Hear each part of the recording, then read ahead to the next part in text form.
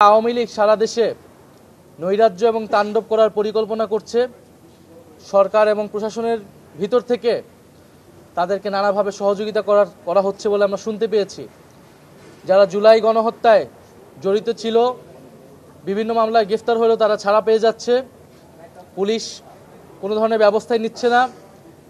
যারা বৈষম্যবিরোধী ছাত্র আন্দোলনে অংশগ্রহণ করেছিল এবং জাতীয় নাগরিক পার্টির সাথে যারা যুক্ত রয়েছে তাদেরকে নানা ধরনের হুমকি ধামকি দেওয়া হচ্ছে। ফলে সরকারের কাছেও আমাদের এই আহ্বান থাকবে এবং আওয়ামী লীগের বিরুদ্ধে সেই রাজনৈতিক সামাজিক প্রতিরোধ যাতে বাংলাদেশের প্রতিটি গ্রাম থেকে তৈরি হয়, আমরা সেই বিষয়ে নির্দেশনা দিয়েছি।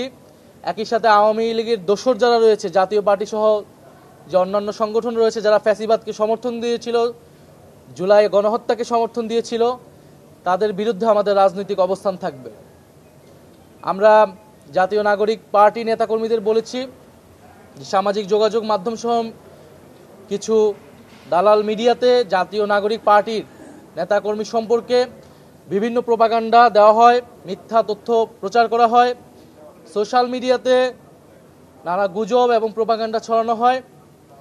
যারা চায় না যে একটি নতুন রাজনৈতিক শক্তির উত্থান ঘটুক, তারা পরিকল্পিতভাবে এই গোষ্ঠীগুলো আমাদের বিরুদ্ধে অপপ্রচার চালাচ্ছে। তারা যাতে এই বিষয়ে সচেতন হয় এবং সামাজিক যোগাযোগ মাধ্যমে যাতে সেই সমন্বিত নেটওয়ার্কটি জাতীয় নাগরিক পার্টির তৈরি করে।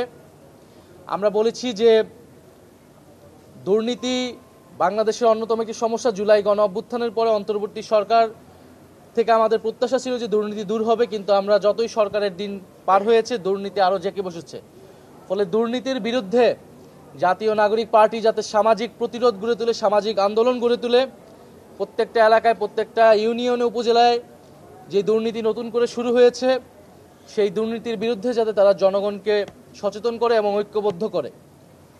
ফলে এই দুর্নীতি এবং মাফিয়াতন্ত্রের বিরুদ্ধে আমাদের এই লড়াই চলমান থাকবে এবং নতুন বন্দোবস্তের প্রতিষ্ঠার জন্য, নতুন সংবিধানের জন্য জাতীয় নাগরিক পার্টি আগামী দিনে যে কর্মসূচি নিবে, আমরা জুলাই পদযাত্রায় যেরকম জেলাভিত্তিক, জেলা সদর ভিত্তিক কর্মসূচি নিয়েছিলাম, এবার আমরা বলেছি আমরা উপজেলা ভিত্তিক কর্মসূচি নিব। আমরা প্রত্যেকটা উপজেলায় যাব এবং আমাদের অলরেডি উঠান বৈঠক নামে একটি কর্মসূচি চলমান আছে গ্রাম এবং ইউনিয়ন পর্যায়ে। আমরা এবার উপজেলা ভিত্তিক কর্মসূচিতে যাব এবং জাতীয় নাগরিক পার্টির যে 24 দফা কর্মসূচি রয়েছে, সেই 24 দফা কর্মসূচির প্রচারণা নিয়ে আমরা মানুষের দ্বারে দ্বারে আবারও যাব।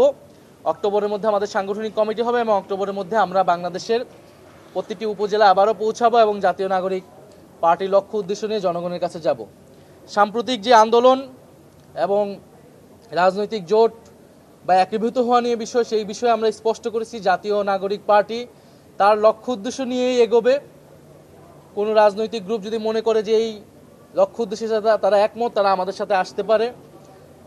এবং যেহেতু আমরা জামাত ইসলামের নেতৃত্বে যে আন্দোলনটা হচ্ছে যুগপৎ আন্দোলন, সেই আন্দোলনের সাথে জাতীয় নাগরিক পার্টি অংশগ্রহণ করছে না, কারণ নিম্নকক্ষে আমরা পিয়ার চাই না। নিম্নকক্ষের পিয়ারের বিরুদ্ধে আমরা অবস্থান নিয়েছি। আমরা শুধু উচ্চকক্ষে পিয়ার এবং একটা জবাবদিহিতার জন্য একটি কার্যকর উচ্চকক্ষ চাচ্ছি।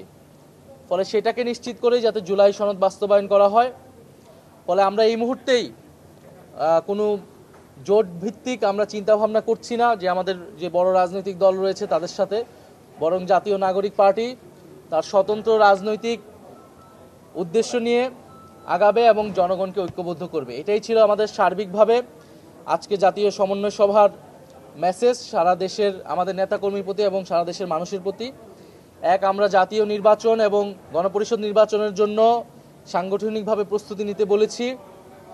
দ্বিতীয়ত, আমরা আওয়ামী লীগের কার্যক্রম, ফ্যাসিবাদী দোসর এবং দুর্নীতির বিরুদ্ধে সামাজিক প্রতিরোধ গড়ে তুলতে বলেছি এবং আমাদের যেই সাংগঠনিক বিস্তার সেটা যাতে আগামী 1 মাসের মধ্যেই ইউনিয়ন পর্যন্ত, ওয়ার্ড পর্যন্ত চলে যায়, সেই জন্য আমরা দিক নির্দেশনা দিয়েছি।